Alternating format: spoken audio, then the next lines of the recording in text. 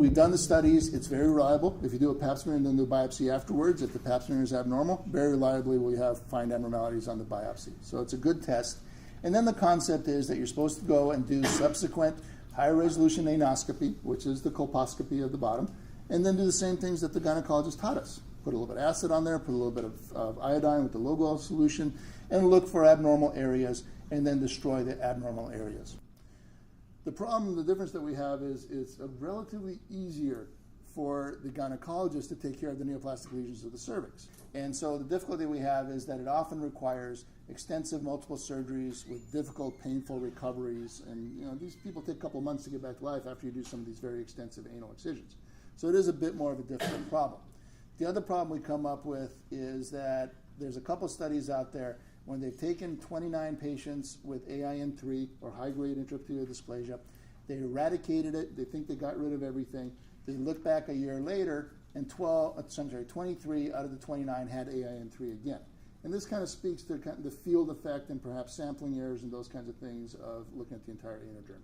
So it is a little bit difficult to eradicate the dysplasia, not just the HPV virus, but the dysplasia that's going on there. So that has really led to two kinds of camps that have come out in the treatment of dysplasia of the HIV-positive anal butt. One paper that caused a lot of stir was Welton and Polevsky's paper out of San Francisco that came out in 2008. They reported 10-year experience of aggressive management of anal high-grade dysplasia. And what they did is they reported 246 patients. And they made a big brouhaha and traveled and talked about it. The problem is I'm going to take the study apart a little bit. I'm not saying it's not correct. I'm just saying that there are some problems with the study. And the first problem is they reported 246 patients. Unfortunately, only 182 of them were HIV positive, which is really what we're interested in with the majority of the studies. I don't think you can compare HIV positive and HIV negative patients. They seem to act differently. The other problem is that 14 of them had squamous cell carcinoma in the first biopsy, so they're thrown out. They don't get any more, they don't get to develop cancer because they've already got it. So it really brings down to 164 patients. The problem throughout the study, though, is that they continued to use the 246 denominator on just about everything that they did. And so that washed the numbers down a little bit. The final number they came up with is a 1.2% progression to cancer if you aggressively follow these people. But this is what it took to aggressively treat these people. After their initial thing, whatever it was, destruction, excision, the operating or whatever, only 39% didn't have to have anything else done. The other 60% had to have something else done. 46% of those had to have things in the office a few times, maybe some destruction, freezing, whatever in the office. 9% of them had to have a major reoperation, and then 4% and 2% had to have more and more reoperations. So it really does take a lot to get rid of this stuff in most patients, and it seems to keep coming back. So that's a lot of pain and cost and anesthesia. If you look at the subset that they report, which they looked at 246 patients, which remember is really 164. 46 of those patients said you have pretty extensive stuff, which is what we deal with most of the time in the colorectal world. And Richard, as you said, in your world, it's more extensive stuff. That's the patients we're really interested in. We can do okay with a couple of warts. We want the extensive stuff. Only 34 out of the 46 completed their stage procedures, meaning the rest of them walked in and said, I've had enough. I'm not going to do what you're telling me to the end. So it really is a painful, time-consuming thing. Of the ones that completed it, 3% had squamous cell carcinoma initially, and when after their first excision, they found squamous cell, and then another 5.8% got squamous cell carcinoma while they watched them. So really, you could say somewhere between 5.8 and 8.8% of the patients developed cancer on this protocol as they're going through it. So the highest risk patient seems to be a little higher than that. And then the biggest problem with the study is there's no control group. They didn't have a group of people that they watched and didn't do anything to and see what happens.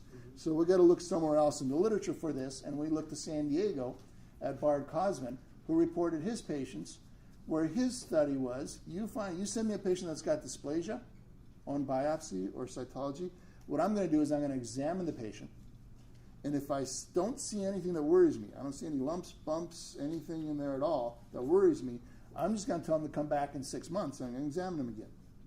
If I see anything that worries me, I'm going to go take it out. I'm going to take it to the operating room or in the office, depending on how big it is, what it is. I'm going to take it out, destroy it, send it off to pathology. And when I've destroyed everything that's abnormal, I'm putting you back into the surveillance. And then, of course, if you develop cancer, then we're going to treat your cancer and get out of there. And when he did this over 3 years rather than over 10 years, he ended up with about a 7.5% conversion of squamous cell carcinoma. Not that much different than what these people are talking about when they do very aggressive stuff. And even if you take the very aggressive stuff and say it's 1.2%, is it worth all the pain, recovery, and everything else to drop the rate from 7.5% to 1.2% for cancer that actually is relatively treatable and curable? You're going to cure 80% of these people when they develop the cancer. So there's a lot of debate still going on. A lot of people are still asking what the right treatment is. Should we be getting very aggressive? Should we be sitting back? My personal philosophy is I sit back. I'm more of San Diego than San Francisco influence. And I do ask my patients to come back every 6 months with high-grade dysplasia. If I see anything that develops, I'll take them and destroy it and keep following. When we looked at our study, and we actually have had very, very few people advance to this, the problem with this approach is they don't follow up all the time. So the people who are supposed to come back in 6 months don't. The cancers we've had develop are people who have disappeared for 3 or 4 years and then come back with a painful lump. So that's it. But on the other hand, the argument against that is when you cut it out a year later, most of them have AIN3 again anyway. So again, it's an evolving issue. We'll see where it ends up. It may not ever be resolved. A bit of a controversial area. Anal cancer, these are all different anal cancers. No-brainer diagnosis, right? If somebody has a pain and a suspicious bump, you got to biopsy it. You're not doing anybody any favors by just watching and see if it'll go away. Just really go in there and biopsy, get rid of it. Anal cancer incidences, 0.7 per 100,000 back in 82. It hasn't changed that much, stayed about the same. It's a bit up in homosexual men at that time. Once we get to the HIV-positive homosexual male, 84 in this study, most people say about 100 times more likely to develop anal cancer if you're an HIV-positive male than if you're an HIV-negative male, part of the general population. So it really is a much higher risk, which is why we're doing all this education, why we're doing the pap smearing and everything else to try to control this. Very high incidences. This is my own study, my own patients. I shouldn't say it's not really a study. I was seeing 2 to 4 patients per year with anal cancer. All of a sudden in 06, 07, and it's actually kept up in 09 and 10. Now we're getting up to 8, 10 a year that we're seeing through. It could be that I'm just getting more known out there and people are sending more of their complicated stuff to me, but there's other studies nationally that show the same trend. You can see an increase in anal cancer over the years as it's been coming up. The explanation for this seems to lie in the time frames of what we're talking about. Richard talked about this in his study. I'm just repeating Richard's talk. It's all the same stuff. He talked about the lag phase of developing cancer being 10 to 15 years. Most cancers are in there. Cervical cancer, I think you said 20 years, 25 years? 25 years can happen in there. What we're saying is when you look at the patients that are HIV positive, that are coming back with cancers, you're starting to get some clues that we may be seeing the same thing. So this study out of Texas, when they looked at the age, CD4 counts, and viral titers of the patients who just had dysplasia versus invasive cancer, no difference. But what they found was that if you had dysplasia, the average duration of HIV positivity was 6 years. If you had cancer, it was 13 years. So the cancers had HIV for a longer time period. Maybe that lag phase that we're talking about.